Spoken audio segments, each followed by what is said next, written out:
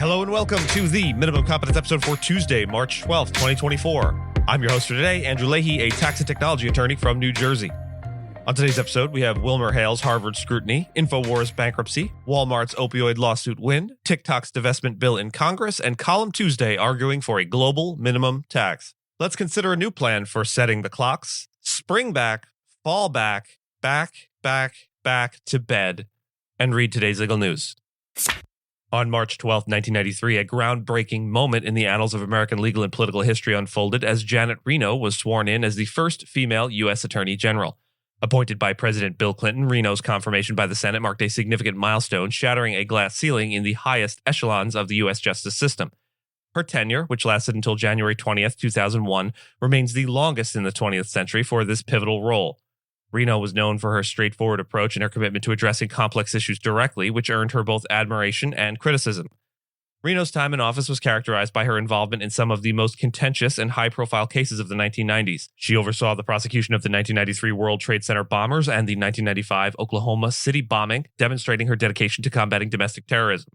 Her decisions, such as the authorization of the armed seizure of Elián González, a Cuban boy embroiled in an international custody and immigration controversy, and her handling of the Branch Davidian siege in Waco, Texas, were sources of national debate, highlighting the challenges and pressures of her role. Despite the controversies, Reno's contributions to justice and her trailblazing role as the first woman to serve as U.S. Attorney General had a lasting impact on the legal landscape. Her tenure helped pave the way for future generations of women in law and public service, inspiring countless individuals to pursue careers in these fields. Janet Reno's legacy is a testament to her resilience, leadership, and unwavering commitment to justice, marking March 12th as a notable date in legal history for celebrating her historic swearing-in and the doors it opened for women in the legal profession. An anonymous ethics complaint has been filed against William Lee, a distinguished attorney from WilmerHale, urging the Massachusetts Attorney General's office to delve into the firm's interactions with Harvard University. Lee, who also served on Harvard's governing board for over a decade, and WilmerHale represented Harvard in its legal fight to maintain its race-based admissions policy, a battle ultimately lost at the Supreme Court. Additionally, the firm prepared former Harvard President Claudine Gay for a congressional hearing on anti-Semitism, which contributed to her resignation. Despite these incidents highlighting the connections between WilmerHale and Harvard, experts like Stephen Gillers from NYU suggest there's no apparent wrongdoing based solely on Lee's dual roles. The complaint alleges Lee may have breached conflict of interest regulations for public entities due to his position at Harvard and his involvement in its legal affairs, especially the affirmative action litigation. WilmerHale defended its legal representation of Harvard, stating Lee recused himself from any school decisions regarding the case, and Harvard, in a 2018 statement, claimed Lee received no payment for his work on the affirmative action case or any related revenue from the firm's billing to Harvard. Legal ethics professionals note that Lee's actions, including his decision to recuse himself, likely didn't violate any rules, though questions about compensation remain partially unanswered. Lee's role in WilmerHale's relationship with Harvard during the legal challenges to its admissions policy has drawn scrutiny, especially considering the firm's substantial legal fees from Harvard during this period. However, both Harvard and WilmerHale have maintained that Lee's involvement and the firm's compensation practices were ethical and transparent. Lee's significant contributions to both Harvard and WilmerHale, including his leadership in a pivotal lawsuit and his recusal from fiduciary duties related to the case, illustrate the complexities of navigating legal ethics in high-profile cases. The parent company of Alex Jones' InfoWars, Free Speech Systems LLC, amidst its bankruptcy proceedings, has obtained court approval to change its legal representation as it faces a pivotal phase that could lead to either a restructure or a systematic shutdown. This decision was sanctioned by Judge Christopher Lopez from the U.S. Bankruptcy Court for the Southern District of Texas, emphasizing that this switch in counsel should not decelerate the ongoing case. The approval came after stakeholders in the Chapter 11 bankruptcy case, filed under a special chapter for small businesses separate from Jones himself in 2022, consented to the replacement of lead attorney Ray Battaglia with the O'Connor Wexler PLLC firm. This strategic move is part of broader efforts to navigate through bankruptcy while addressing over $1.5 billion in judgments against Jones and InfoWars for defaming Sandy Hook victims' families. Jones had previously called the tragedy where 26 were killed in Newton, Connecticut, a hoax perpetrated by, quote, crisis actors.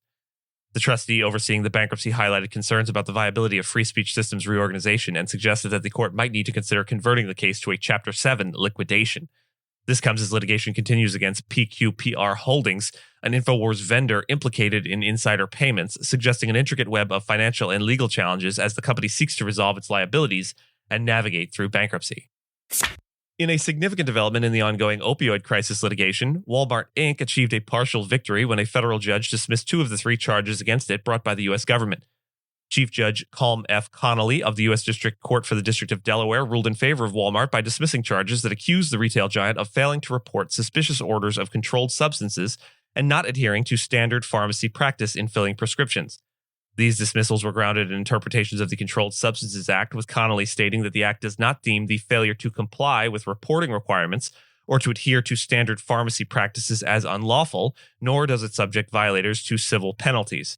However, Walmart's motion to dismiss a 3rd charge was denied. This charge alleges that Walmart, through its agents and employees, knowingly dispensed controlled substances on prescriptions that were not issued for legitimate medical purposes or were outside the usual course of professional treatment. The decision to keep this charge intact was influenced by precedent from the Third Circuit, underscoring that knowledge of wrongdoing by any employee is attributable to the corporation itself. This mixed ruling leaves Walmart partially vindicated but still facing serious allegations related to its handling of opioid prescriptions, highlighting the complexities of legal responsibilities in the context of the opioid epidemic. Walmart has yet to comment on the judge's rulings. Legislation aimed at compelling TikTok's parent company ByteDance to divest the app or face a U.S. ban is gaining momentum in Congress, despite former President Donald Trump's recent remarks questioning the necessity of a ban. The bipartisan bill, led by House China Committee Chairman Mike Gallagher, seeks to prohibit app stores and ISPs like Apple and Google from hosting TikTok unless ByteDance divests it within 6 months. This legislative effort received a unanimous vote of approval from the Energy and Commerce Committee. Trump's shift in stance from previously attempting to ban TikTok due to national security concerns to now suggesting Meta's Facebook poses a greater threat introduces a complex variable for Republican lawmakers.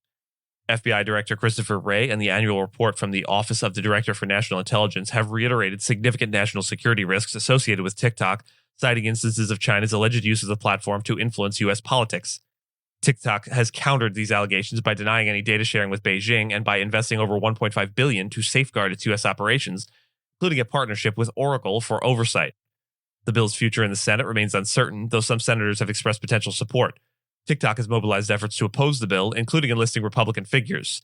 Meanwhile, voices within Congress advocate for broader internet data protection measures rather than focusing solely on TikTok.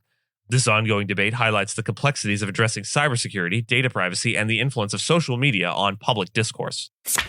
In my column this week, I delve into the urgent need for the United States to adopt a global minimum tax as a means to combat rampant corporate tax avoidance, a situation exacerbated by the Tax Cuts and Jobs Act of 2017.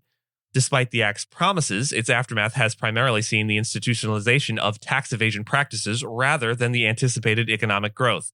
Who could have guessed? I argue that President Joe Biden's proposal for a global minimum tax of 21% on multinational earnings in each jurisdiction is a critical step towards halting the detrimental race to the bottom in corporate tax rates, thus leveling the playing field for U.S. businesses. My analysis points out that following the TCJA, many corporations have paid significantly less in taxes than intended, with a study showing an effective tax rate of just 14.1% for 342 of the most profitable companies. This starkly contrasts with even the Act's reduced rate of 21%, underscoring the policy's failure to curb tax evasion effectively. I contend that revisiting the advocacy for a global minimum tax is not only timely, but essential for the integrity of the corporate tax framework, especially as Biden's administration's tax policies face uncertainty with the approaching presidential election. I emphasize the necessity of tax transparency in achieving equitable corporate taxation. This involves mandating standardized disclosures of taxes paid across jurisdictions and the specifics of tax benefits and credits received, thereby allowing tax authorities, the public, and stakeholders to scrutinize corporations' tax strategies more effectively. Further, I discuss the broader context of the Global Minimum Tax Initiative led by the G20 and OECD, which the U.S. has yet to join. This reluctance leaves the U.S. missing out on potential revenue from the global minimum tax rate of 15% agreed upon by over 140 other countries, which could support critical domestic investments. I challenge the arguments against the global minimum tax, highlighting the benefits of discouraging harmful tax competition and simplifying compliance for multinational corporations. In sum, I tried through my column to underscore the imperative for the U.S. to embrace the global minimum tax as a robust solution to corporate tax avoidance, fostering fairness, equity, and the necessary fiscal resources to invest in the nation's future. And with that, I step down off my soapbox and thank you so much for listening to Minimum Competence, your daily news podcast for lawyers. If you're looking for more than minimum competence, links to further reading on all the topics touched on today are in the show notes. Reviews go a long way towards helping new listeners to find our show. If you have a moment and can leave a rating or review on your podcast player, we'd sure appreciate it. And if you know someone that might be interested in the story we cover, consider sending them the episode. But remember, nothing here should be construed as legal advice because it is certainly not that. Minimum Competence is available at minimumcomp.com and wherever you get your finely crafted podcasts. If you haven't checked out the website in a while, give it a look. There are complete transcripts and resources for each episode and its corresponding segments, as well as an opportunity to receive new episodes in email, newsletter form. We'll see you back here tomorrow, and until then, remember, the music of spring is turned up by opening a window.